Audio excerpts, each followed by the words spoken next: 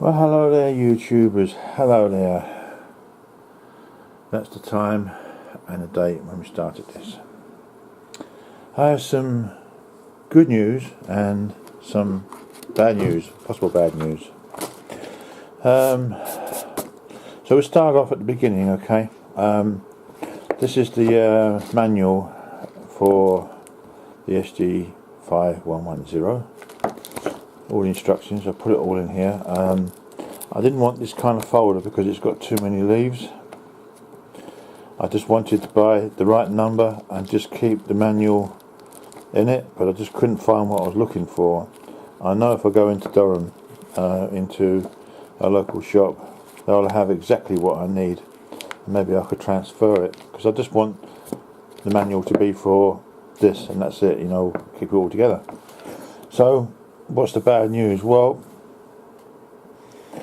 the two worst possible courier delivery people that you could possibly wish for, unfortunately one of them has been selected to deliver this, the SG5110. Unfortunately, I can't get my hands on it.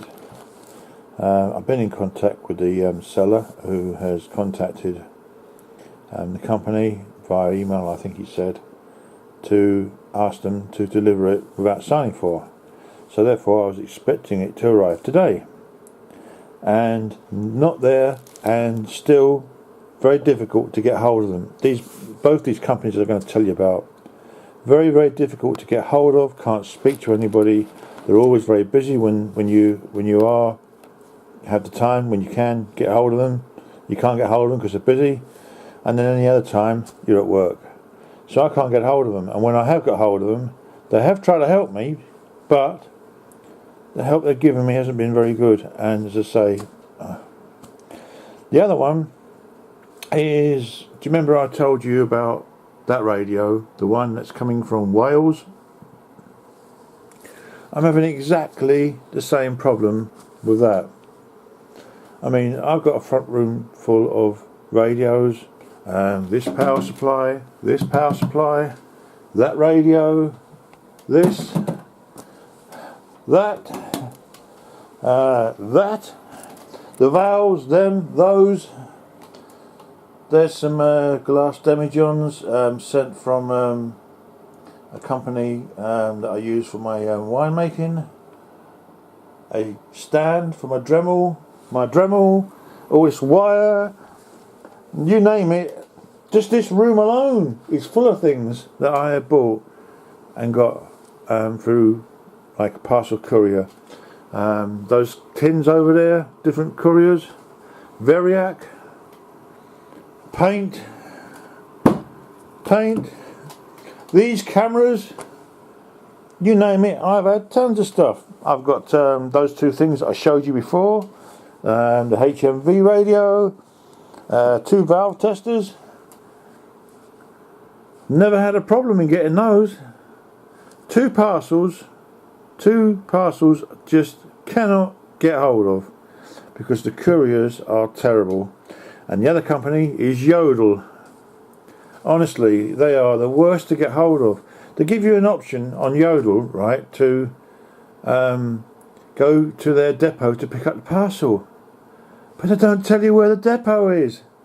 They don't tell you it's in the middle of nowhere. Where is it? It's about 40 miles away, the other side of Middlesbrough, in a place called, I think you pronounce it, Umbleby Barwick. Yes, that's correct. It's a place that exists with that name. Honest. And the other place, their main depot is in Newcastle, which is about 7 to 9, 8 miles or whatever it is in the other direction. In the other direction completely. And I'm in the middle here. Well, to one side I should say. So it's looking like I don't think I'm gonna get this signal generator. I just don't think it's gonna happen. I mean, yesterday 2.5 hours trying to get through to both of the companies individually, an hour the day before, an hour today. I only have so much time. This is the reason why no electronics is done, because my time has been taken up with chasing up my parcels, the 2 parcels. Yet all the other things I've got in this room have come no trouble at all. Even this. Remember this? I showed you the Draper gun. Internet, Amazon was here in a few days. Not a problem. So, you know, I honestly don't think I'm going to get this. I think this is just going to go on and on and on and on and on and on and on. I really driven crazy with this stuff. Anyway, some good news. I've got my super glue, but I don't think this is going to be suitable. I think the thin stuff, which is no good to me, I wanted the thicker super glue. Now, Average Joe said don't use super glue. Well, I've seen other people use super glue, you know, because if you use the sealant that I think he was suggesting, it's very thick and you can't get it to run down between the glass and the base for it to stick. Alright, it's only going to be a thin surface that's going to stick, but that's why I wanted the thicker super glue, and that will get us out of trouble till we get to the point where we're no longer going to need to be taking the valves in and out. Other than that, unsoldering them and putting something in to stick it all and then soldering it all back again, I don't kind of like the idea of that. And the other thing as well is that came in the post was my 190 ohm resistors for that controller on the radio. Do you remember? It was kind of a little bit out of value. So I'm stuck on time. So I wanted to make it just a start on the video of as I'm feeling right now about these parcel companies. So let's clear this away and get the radio back out again, because I think we need to start working on that again. Right, hello there. I've got the camera in a bit of a peculiar angle. You can see 2 big green wires. The one that's curved is going over a ground point, and off of it is coming to what looks like a back end of a resistor. If you follow that line through, you'll see a wire sticking up. It's curved over, and it's sort of going along the line of the blue wire. That is a 22k resistor, and it is reading 28k. It's still in tolerance, so what I'm going to do is I'm going to... This is a single coil wire without sleeving, and I'm going to make up a little coil to put over both parts of the wire so we can solder our resistor back in, because one end is soldered to ground, can't get to it with the Draper gun, and the other side is to a long brass post, and God knows how many times the wire is wrapped around that. So we just make up a little coil, slip it over. When we cleaned it all up with a file and got rid of any grease with the alcohol, we'll put her back and then solder the wire back on again. Right, I'll show you when I'm done. Right, so there's our coil. All we've got to do is cut it off and tidy it up and slip it over with some flux, and then we should be good to go. Well, it turned out that coil was too small, so I've made a bigger one on the end of this screwdriver, as you can see. It's out of focus. There you go. So we'll put that in instead. And there it is, soldered back together again with the wire attached and the lead, which is also attached. Right, what we've done is we have gone through the rest of the resistors that haven't been written in pencil next to with the value it is now, And where it says in box, that means it's in this here. Okay, so that's this R12, R13,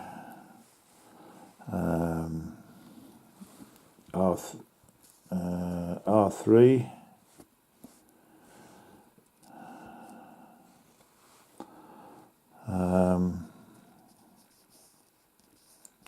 I'll have to check that again, but I think that's in there. I'll have to check it again because that doesn't make sense. This is the 22K that read 28, which we are keeping. So pretty much we've gone through every single resistor we possibly can. There's one resistor left which I know that it's there, and that's the volume control, which is on top, and also that one there, which we've got a replacement for. And there's a 190 ohm new resistor soldered in. Brilliant. I think that's done under here for resistors, but all we've got left, one more part which we're going to have to leave. Let's get the light round. Is this capacitor. Well, let's look at the camera, see what we're pointing at. You can't see, can you? That little beauty there. There you go. It's connected from this lug here to ground, whatever that is. Then that's the last resistor done, and that would be the last capacitor to do.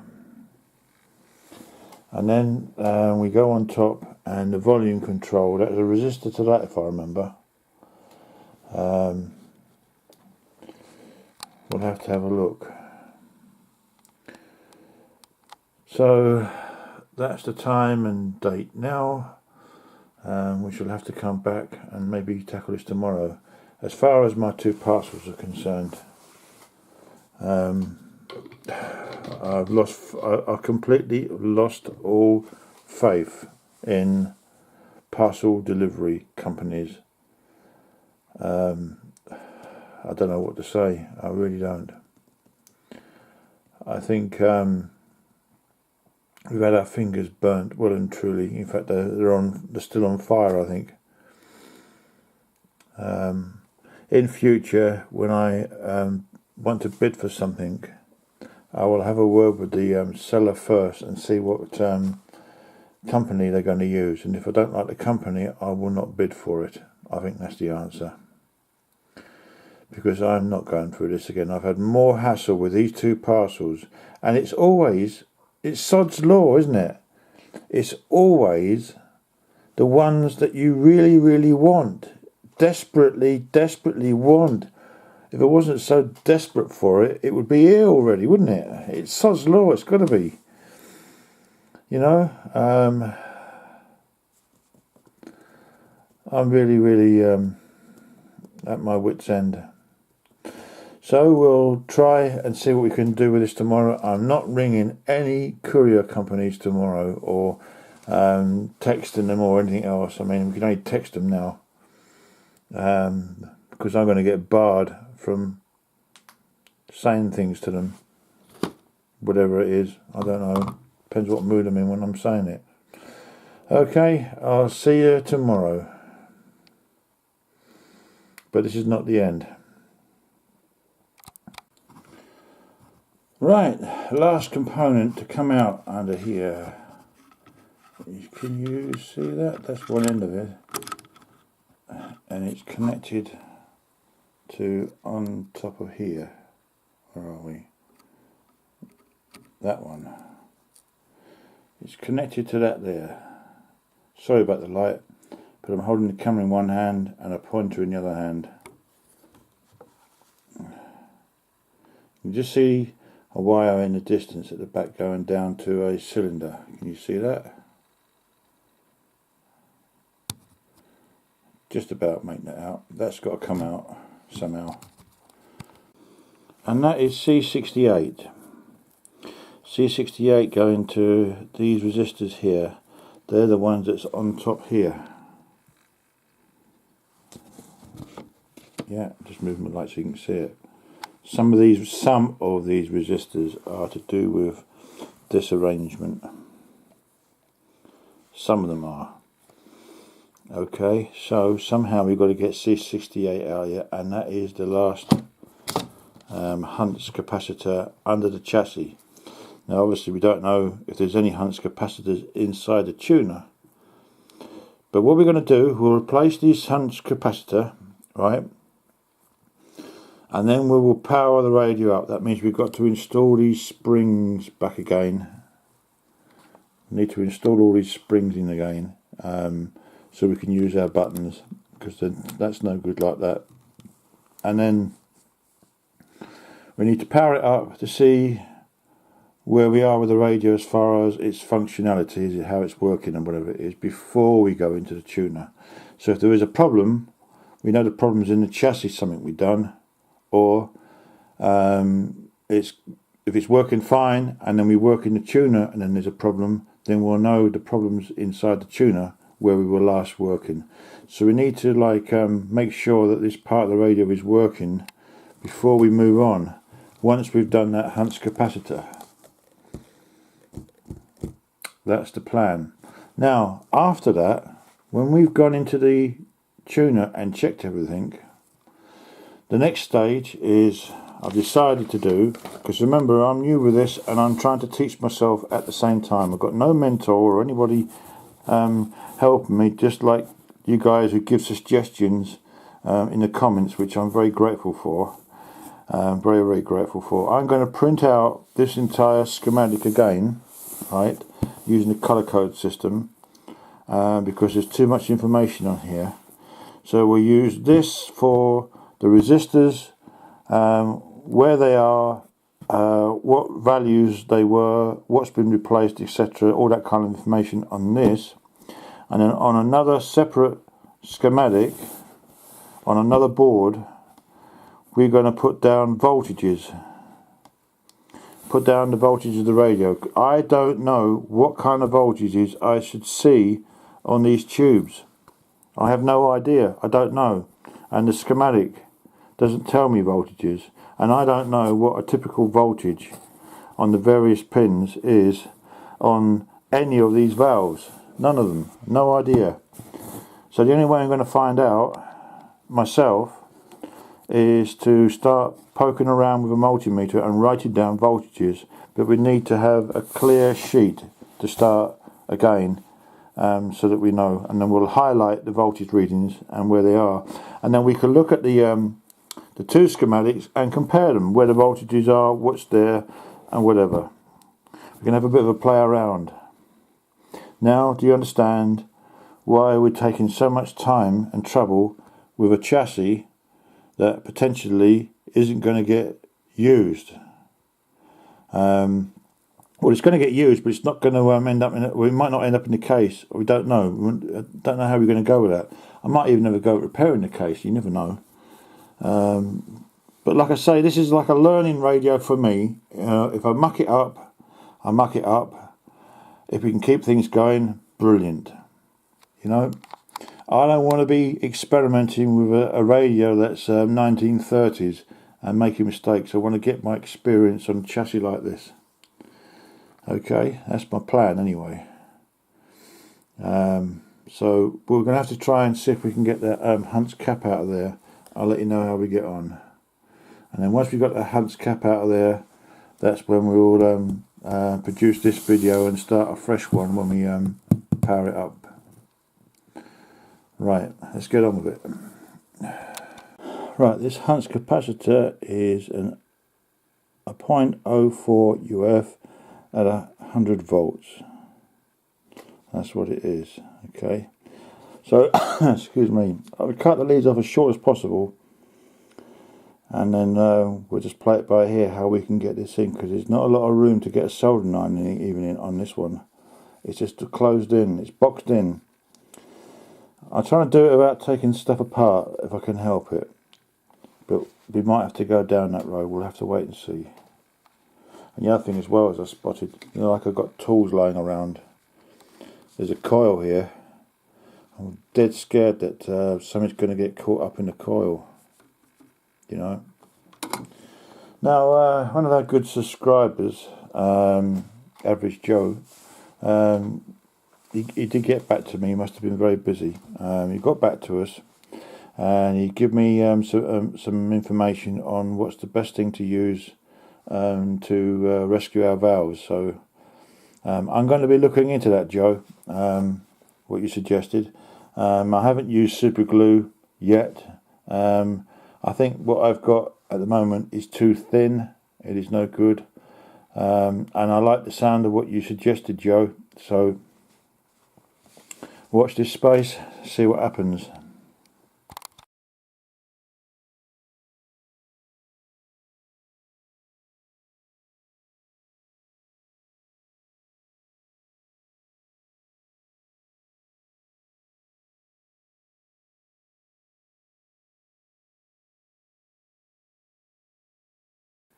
Right, this is what we're going to use. This is an 0.01 UF. It's quite a bit bigger because of the voltage. This is going to go up to 630 volts. But bearing in mind the space where it's going, there's plenty of room. So let's do that.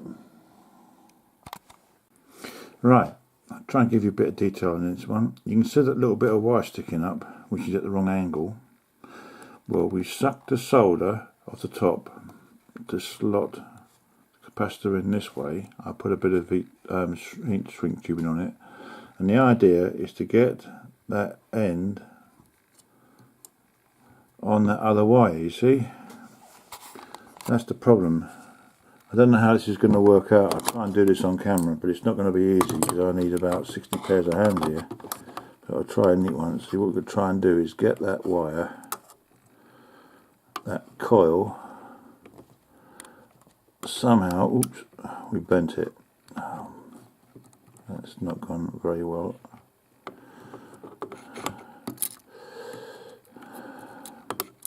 This is how fiddly this stuff is. You see mostly where people have done it already. I don't know how much of this that you're seeing because I'm looking at what I'm doing on the radio here. So I don't know how much of this you're seeing. So hopefully you're seeing. This is going to be a long video, I think. I can't see if you're seeing what I'm doing, but I think you can see a little bit.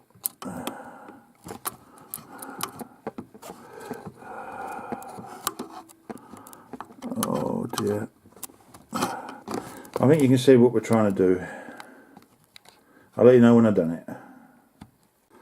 Right, there's our coil on the end of the capacitor on our wire, right?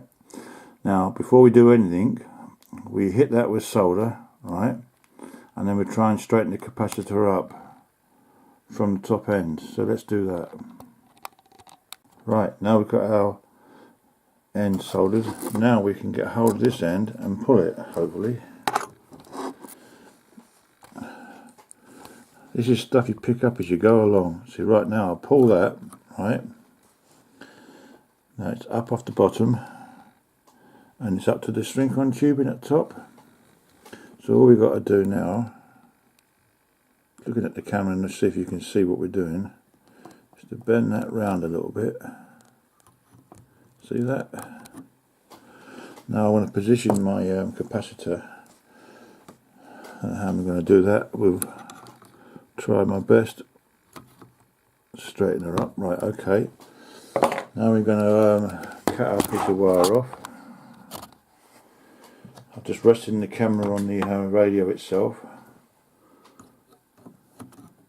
That seems to look good. Right, we've got to pick up our loose end. Don't want to leave that in there. Just short on something. There's our wire removed. Now we can solder it. Solder it. Nice bit of flux. Clean our iron. Always clean your iron.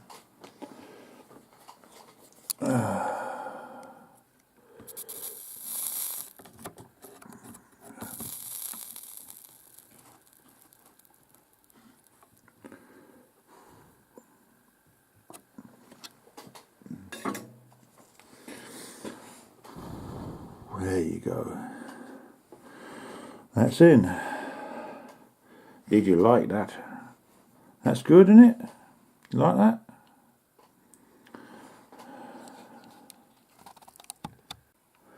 Right, YouTubers, that is the last soldering job to do under this chassis, the way things are at the moment. I'm assuming that these cylinder things,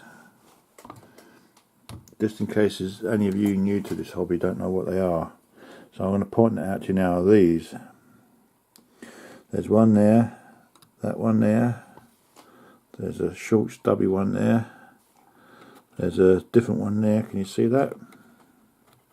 All these are capacitors, all of them, all of this type.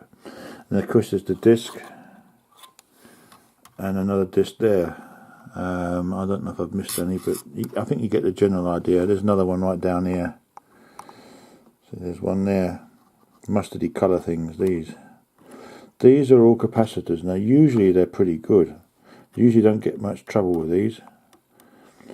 But if we do get any problems, these will be the next thing we'll look at. But I think these are generally pretty good until proven otherwise. If I get one that's dodgy, then from that moment onwards I'll check all of them.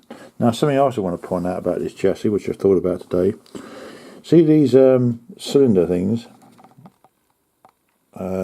You see the back end of it there. There's two crosshead screws with a brown disc, and they're wet underneath. This one here is wet.